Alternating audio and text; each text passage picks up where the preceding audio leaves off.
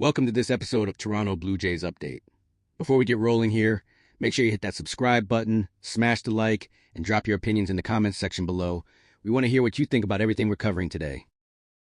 Let's dive right into the Cody Bellinger situation, because this thing has been dragging on for what feels like forever now. The Yankees reportedly have an offer on the table. 5 years, $160 million, with opt-outs after year 2 and year 3. That's according to league sources. So the question everyone's asking is, what's the holdup? Why hasn't Bellinger signed anywhere yet? Here's what I'm hearing.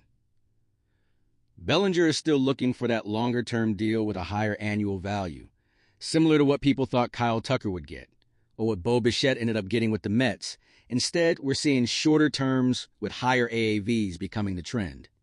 Right now, it doesn't seem like any team is willing to give Bellinger exactly what he wants. And honestly, the Yankees need him more than any other team out there. His versatility, his athleticism, the fact that he's a left-handed bat, they can slot into the middle of that lineup, all of that makes him incredibly valuable to New York. What's interesting here is that the Yankees aren't getting into a bidding war with themselves. They've put their best offer out there and basically told Bellinger, if you've got a better offer somewhere else, go take it. We're not raising our price just because. I actually give them credit for that approach. It's smart business. Don't let yourself get played into driving up the price when you might be the only serious bidder. Now, Bellinger was reportedly looking for somewhere in the neighborhood of $200 to $250 million. The Yankees have made an internal decision not to engage if the Mets or anyone else swoops in with some massive offer. They believe their proposal is fair, and they're prepared to let him walk if it comes to that. So if he does walk, where does he end up? The Mets make sense as a potential landing spot, especially if they want to go with another shorter-term, higher AAV type of deal. The Reds could be in play too. They were willing to spend on Schwarber, but they wouldn't go higher than 150. Bellinger is younger and more versatile, so maybe they'd be willing to push past 160 for him. And then there's the Blue Jays. They're going to lose Dalton Varsho to free agency next year, and George Springer's contract is up after this season too.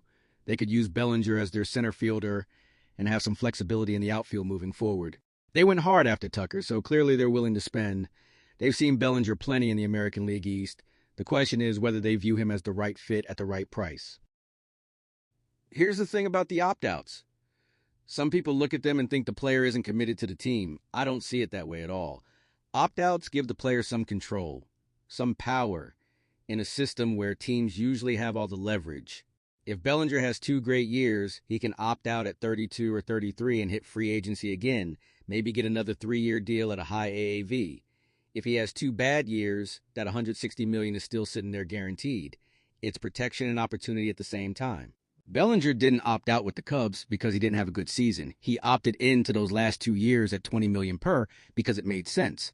So opt-outs aren't about lack of commitment. They're about flexibility and maximizing value. The Yankees added those opt-outs to their offer, which tells me they're trying to sweeten the deal without going higher on years or total dollars. But is that enough to move the needle for Bellinger? I'm not sure. In 2 years, he'll be starting the season at 32, heading into 33. Is that the timeline he wants for another free agency run? Hard to say. What concerns me more is what the Yankees do if they don't get Bellinger. It doesn't seem like they have a clear plan B. Kyle Tucker is off the board. There aren't a lot of impact outfielders left in free agency. Michael Conforto, Jesse Winker. Those guys don't move the needle the way Bellinger would. The Yankees could count on Jason Dominguez or Spencer Jones stepping up, but that's a big gamble for a team trying to win now. Unless they've got a trade cooking somewhere for a left-handed impact bat, I don't know where they turn. It's a pretty short list of options, and none of them pack the same punch Bellinger would bring. It feels like Yankees fans just assumed Bellinger was coming back. The fact that this hasn't happened yet is honestly kind of shocking. It could happen today, tomorrow, or not at all. Brian Cashman surely has some backup plan, but what that is remains a mystery. Maybe there's a trade in the works we don't know about. Maybe they're willing to pivot to a different approach entirely. But right now, it looks like they need Bellinger more than he needs them, which is a strange position for the Yankees to be in. Now let's talk about the Blue Jays for a second. If they wanted Kyle Tucker badly enough to make that massive offer, why wouldn't they want Bellinger? Tucker is about 2.5 years younger, sure, and maybe they see his bat as more impactful long-term. Tucker's going to be able to play outfield for the entirety of a 7-year deal. Bellinger might transition more to first base or designated hitter as he ages, and the Jays already have Vladimir Guerrero Jr. at first, so maybe they don't see the full package as being worth what they'd have to pay. But here's the thing.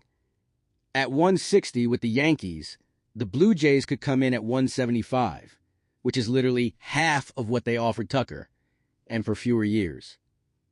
Bellinger fits what the Blue Jays do. He has the ability to cut down strikeouts when he focuses on it.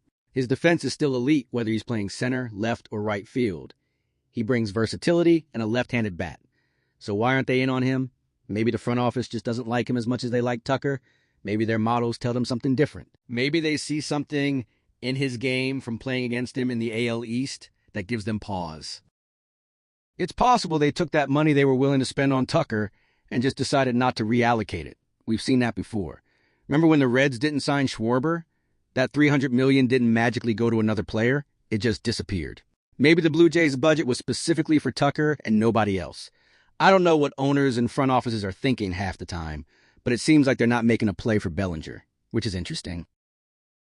The opt-out discussion is fascinating to me because it's one of the few contract mechanisms that actually gives power to the player.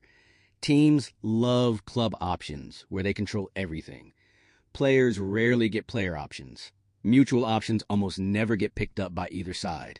But an opt-out? That's the player saying, I'm betting on myself, and if I perform, I'm going to have options. It's motivating, it keeps guys hungry. And honestly, if I were a player, I'd want those opt-outs in my contract every single time. So where does this all leave us? Bellinger's market seems quieter than expected. The Yankees have made what they consider a fair offer, and they're not budging. Other teams might be interested, but nobody's shown their hand publicly yet. The Blue Jays make sense, but don't seem to be involved. It's a waiting game at this point, and somebody's going to blink eventually. My guess is Bellinger takes the Yankees deal or signs something similar elsewhere within the next week or two, but in this market, who knows? We've seen crazier things happen. Thanks for watching this episode. Don't forget to subscribe, hit that like button, and share your thoughts in the comments. We'll see you in the next one.